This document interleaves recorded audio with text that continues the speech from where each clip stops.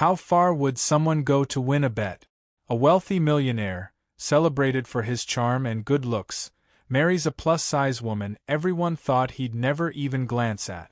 But when the truth behind his decision comes to light, her shocking revelation turns the tables in ways no one could have imagined. What secret was she hiding that left him, and everyone else, speechless? Meet Jonathan Huxley, the embodiment of charm, wealth, and status. At just 32, Jonathan is not only a self-made millionaire but also a man who lives life on his own terms. With a chiseled jawline, piercing blue eyes, and a physique sculpted by years of personal trainers, he is as handsome as he is rich. His life revolves around luxury, lavish parties, expensive cars, and exclusive vacations. Surrounded by an elite circle of friends who thrive on high-stakes bets and outrageous dares, Jonathan's confidence borders on arrogance. To him, life is a game he always wins. He's known for taking risks, both in business and in his personal life, and his friends idolize his boldness. But beneath the surface, Jonathan views relationships as transactional, never truly investing emotionally. Little does he know, this mindset is about to be challenged in ways he could never imagine. The city sparkled below the rooftop bar, where Jonathan Huxley and his entourage reveled in their Friday night ritual.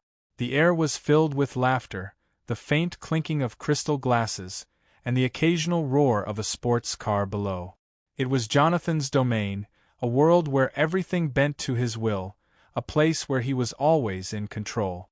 Derek, one of Jonathan's oldest friends, leaned back in his chair, smirking. He had watched Jonathan win every challenge effortlessly, whether it was closing a multi-million-dollar deal or charming a room full of strangers. Tonight, however, Derek was determined to up the stakes. "Jonathan," Derek said, his voice loud enough to command the group's attention, "you've done it all. Deals, women, success.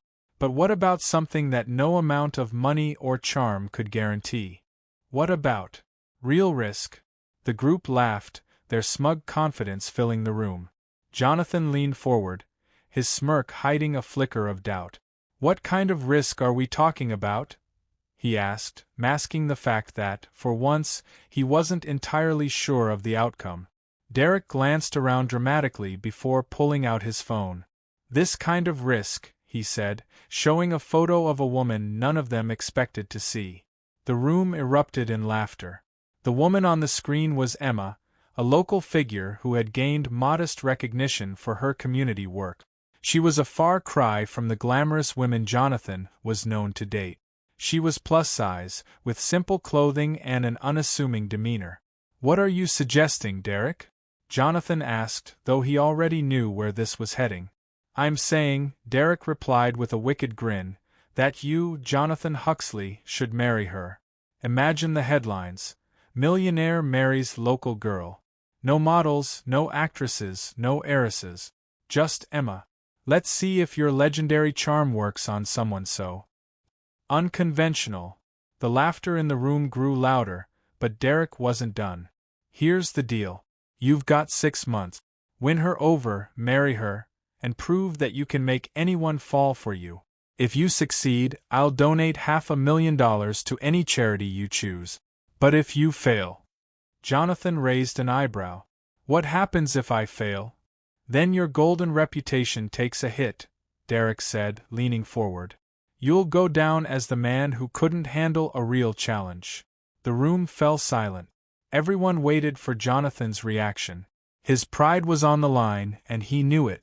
Taking a slow sip of his whiskey, he finally smiled. "Challenge accepted," he said, his voice cutting through the tension like a knife. Cheers erupted, and the group toasted to the bet. But as the night wore on and the laughter subsided, Jonathan's mind lingered on the challenge. To him, it was just another game, another way to prove his dominance. Winning Emma over would be easy, or so he thought. What Jonathan didn't realize was that this bet wasn't just about charm or appearances. It was about to expose the cracks in his perfect facade and force him to confront truths he had spent his life avoiding. Unbeknownst to Jonathan, Emma wasn't like the women he was used to. She had her own strength, her own story, and a secret that would change everything. This wasn't going to be the simple conquest he had imagined, it was about to become the most complicated, transformative experience of his life. The next day, Jonathan began his plan. Armed with his trademark confidence and an eye for detail, he researched Emma, trying to understand who she was. He learned about her small-town upbringing, her work with local charities, and her passion for teaching art to underprivileged children. To him, she was an enigma, a stark contrast to the glamorous, high-society women he usually pursued. Jonathan's first encounter with Emma took place at the Community Arts Center where she volunteered. It was a modest building, filled with the laughter of children and the scent of fresh paint. Dressed in designer casual wear, Jonathan stepped inside, immediately drawing attention. He was used to being noticed, but Emma didn't even glance his way at first. She was busy painting with a group of children, her face lit with genuine warmth. When she finally looked up, her expression was neutral, bordering on dismissive. "Can I help you?" she asked, her tone polite but distant. Jonathan smiled his most charming smile. "I heard about the work you're doing here and wanted to see it for myself. I'm Jonathan Huxley." He extended his hand. Emma hesitated before shaking it briefly. "Emma Carter," she replied, turning her attention back to the children. For the first time in a long time, Jonathan felt thrown off. She wasn't fawning over him, wasn't intrigued by his wealth or reputation. It was disarming. Over the next few days, Jonathan became a frequent visitor at the center, each interaction with Emma a careful dance. He brought supplies and helped with the children, but his polished demeanor clashed with the center's humble simplicity. Emma noticed his effort but couldn't shake the feeling that his actions were rehearsed, like lines from a script she had read before. "I don't understand why someone like you is interested in this place," Emma said one afternoon as they cleaned brushes together. Jonathan hesitated, choosing his words carefully. "Sometimes it's good to step outside your world and see how others live," he said, deflecting. Emma raised an eyebrow, unconvinced. "If you're looking for publicity, I'm not interested." Her words stung, but they also intrigued him. Jonathan wasn't used to being challenged, and Emma's straightforwardness made her all the more compelling. As days turned into weeks, his visits became more frequent. Slowly, she began to soften, seeing glimpses of sincerity beneath his polished exterior. But even as Emma started to let her guard down, Jonathan knew he was running out of time. The bet loomed over him, and for the first time, he began to wonder if he could go through with it. Was this still about winning, or had something changed? As the weeks went by, Jonathan and Emma found themselves spending more time together. His daily visits to the art center became routine, and the once skeptical Emma began to open up. She shared stories of her childhood, her struggles, and her dreams. Jonathan listened intently, something he wasn't accustomed to doing. For the first time, he found himself genuinely curious about someone else's life. Emma's life was far from the luxury Jonathan was used to. Her modest apartment was filled with handmade decorations and mismatched furniture, but it radiated warmth and personality. She taught him how to bake cookies in her tiny kitchen, laughing as he struggled to follow her instructions. These moments were so unlike the high-stakes dinners and polished conversations he usually had, but somehow they felt more real. For her part, Emma began to see Jonathan in a new light.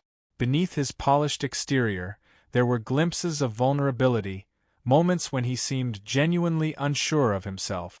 She saw the way he interacted with the children at the art center, how he went out of his way to make them smile.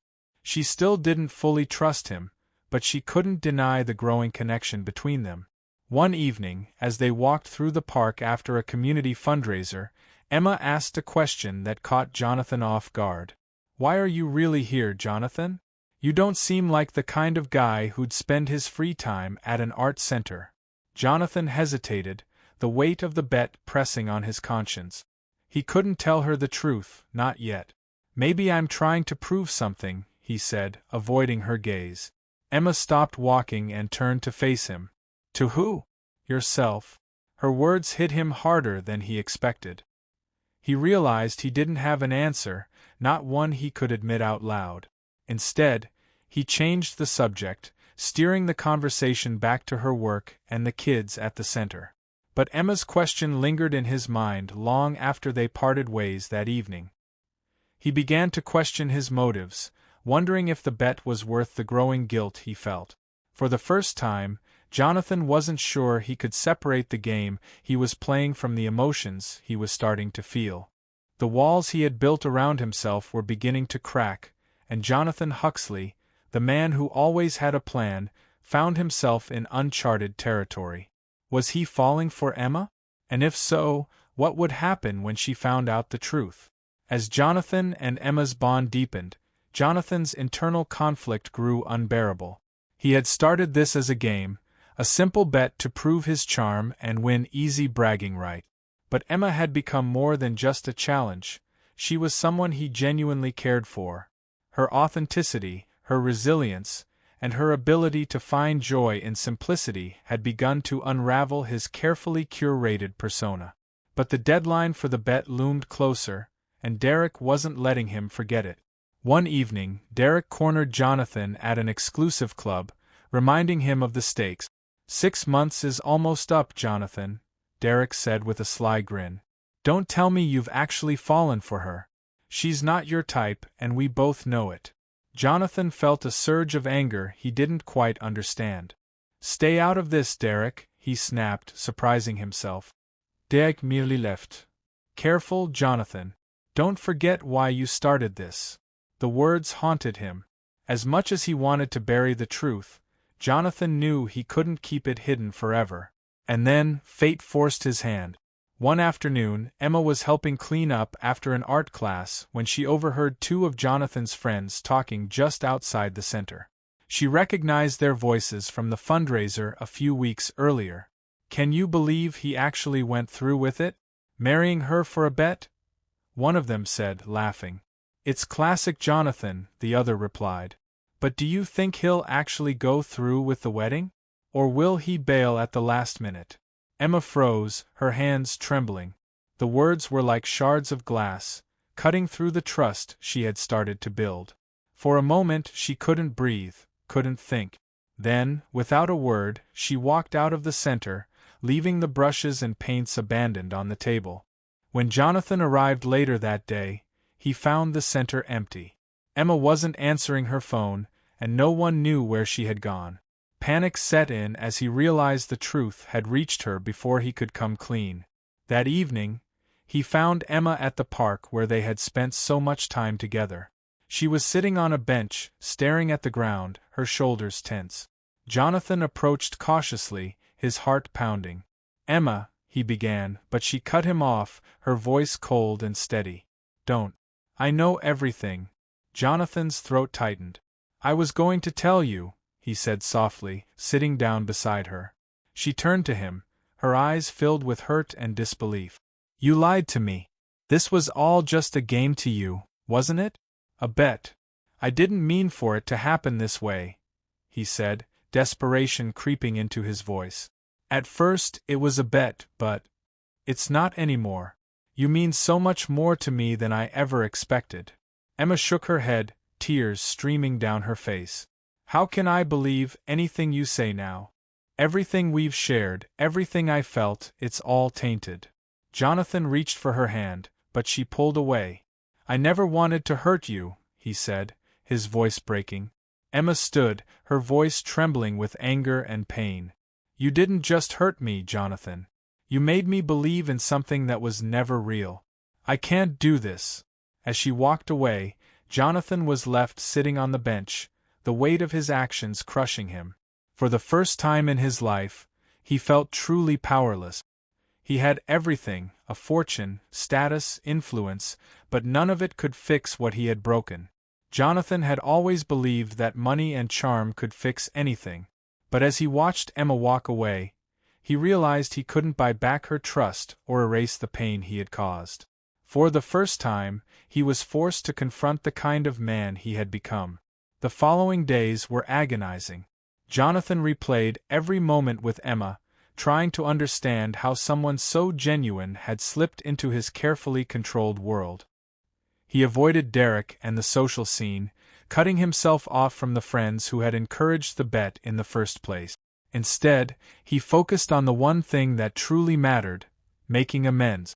He began by volunteering full-time at the art center, quietly picking up where Emma had left off.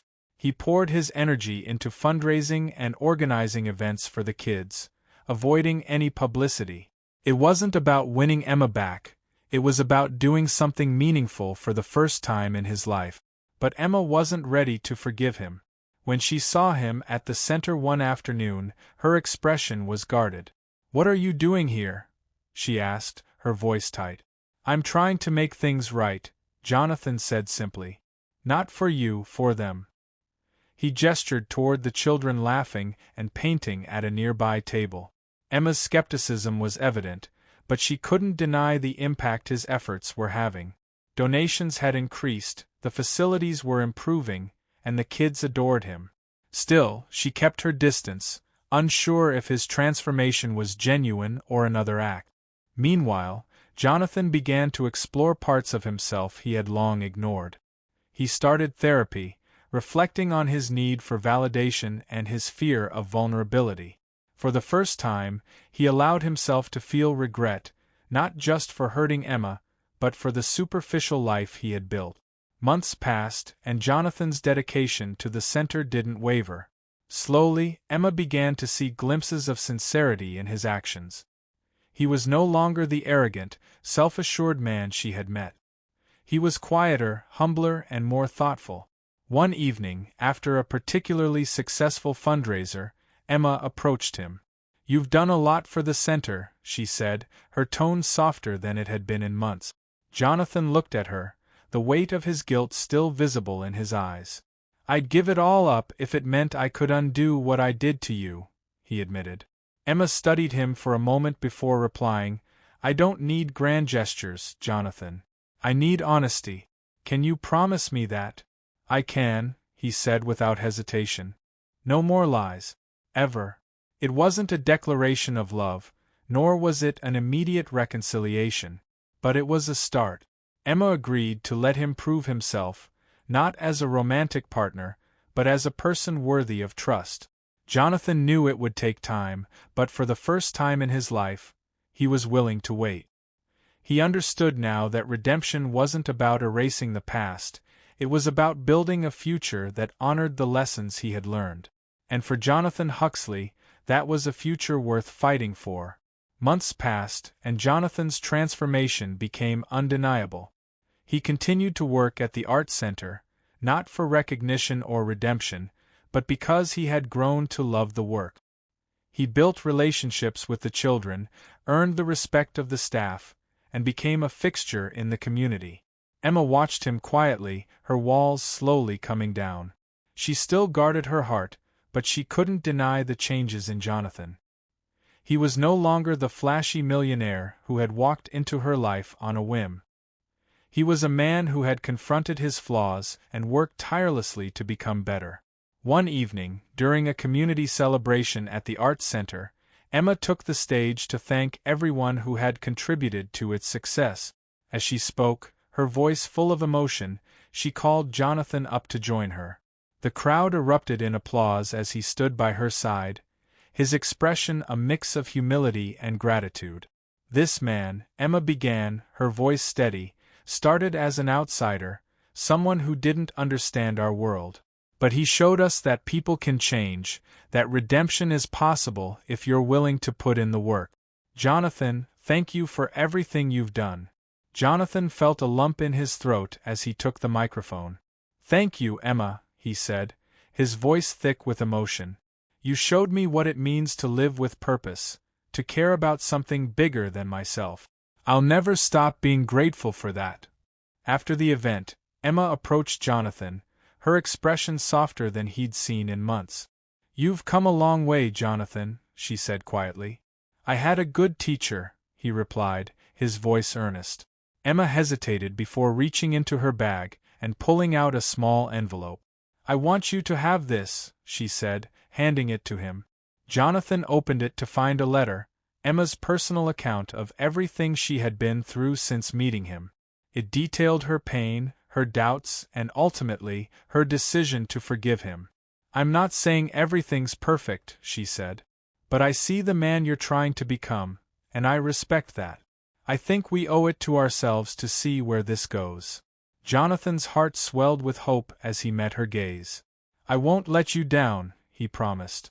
Emma smiled for the first time in what felt like forever. "I know you won't," she said. Their story was far from over, but for the first time, they weren't defined by a bet or a broken past. They were two people choosing to rebuild together.